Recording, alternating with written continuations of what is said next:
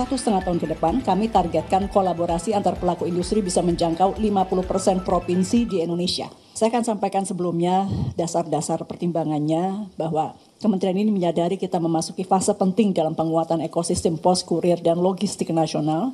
Industri ini bukan hanya menjadi tulang punggung distribusi barang, tapi juga menjadi fondasi dalam mendukung ketahanan ekonomi. Jadi sekali lagi kenapa industri ini penting, karena terkait dengan ketahanan ekonomi, ketahanan pangan, dan penguatan kedaulatan digital Indonesia. Kalau kita ingat, mungkin dimatikan aja, lebih besar dari suara saya nanti itu. Kalau kita ingat saat dunia hampir terhenti karena pandemi, atau bahkan terhenti karena pandemi ketika itu, para kurir tetap melangkah. Kita nggak membayangkan ketika pandemi COVID kalau para kurir ini tidak berjalan menghubungkan kita, mengantar logistik, baik itu pangan, logistik apapun yang berhubungan dengan ekonomi, pekerjaan, dan lain-lain. Yang waktu itu tercatat, tertinggi angkanya adalah lebih dari 7 juta paket per hari berhasil dikirimkan ketika kita mengalami COVID. Ini menjadi bukti bahwa kerja-kerja yang tampak sederhana, ada seorang yang mengetok rumah mengatakan paket gitu ya, atau kiriman, kelihatan sederhana, tapi ini justru menjadi kekuatan besar bangsa ini untuk bertahan di era pandemi seperti COVID. Industri ini bukan sekedar soal kirim barang, tapi juga penyampaian, mengirimkan harapan, mempererat konektivitas, membuka peluang ekonomi yang lebih luas bagi seluruh lapisan masyarakat. Peran strategis ini tercermin dari data terkini di mana sektor transportasi dan pergudangan yang di dalamnya termasuk layanan pos dan kurir mencatat pertumbuhan sebesar 9,01% year on year pada triwulan 1 tahun 2025. Ini data dari BPS. Kita juga mencatat ada lebih dari 6 juta tenaga kerja yang saat ini terserap di sektor pengangkutan dan pergudangan menjadi tulang punggung perekonomian rakyat di berbagai daerah. Dalam kerangka juga menguatkan para tenaga kerja yang jumlahnya tidak kurang dari 6 juta di sektor ini menjadi dasar kita untuk melahirkan Permen ini. Pemerintah menyadari di balik setiap paket yang dikirim, sekali lagi ada harapan, ada roda ekonomi yang terus bergerak, karena itu komitmen kami adalah memastikan industri ini berkembang secara sehat, secara kompetitif, memberikan manfaat merata bagi seluruh lapisan masyarakat.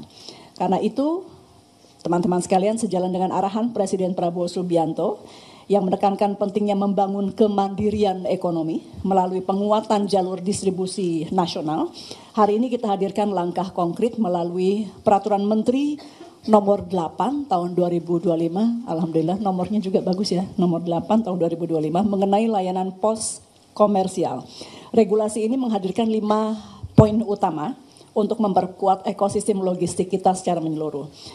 Poin pertama adalah memperluas jangkauan layanan secara kolaboratif dalam 1,5 tahun ke depan. Sekali lagi kita berikan waktu 1,5 tahun ke depan. Kami targetkan kolaborasi antar pelaku industri bisa menjangkau 50% provinsi di Indonesia.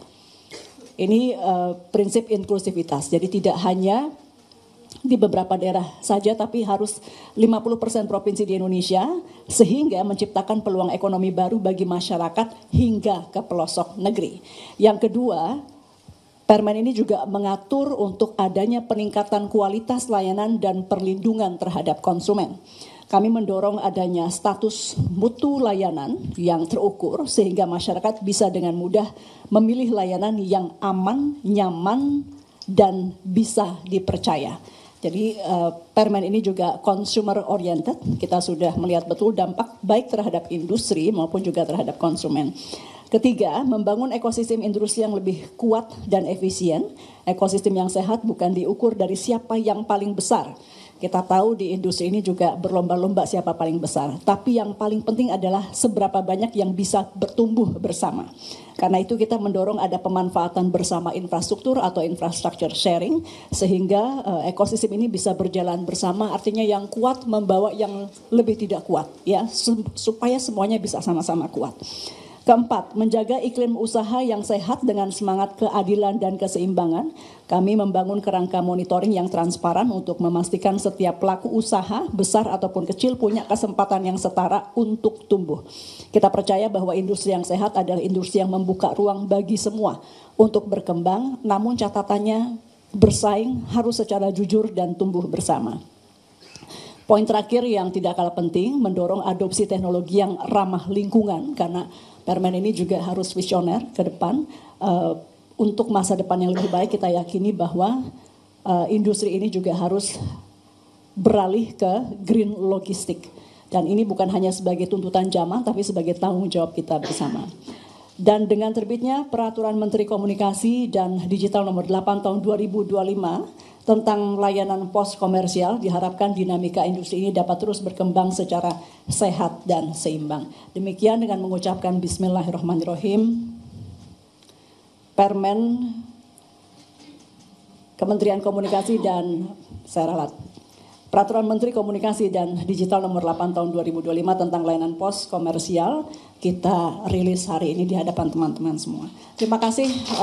Bila itu aku Hidayah. Assalamualaikum warahmatullahi wabarakatuh.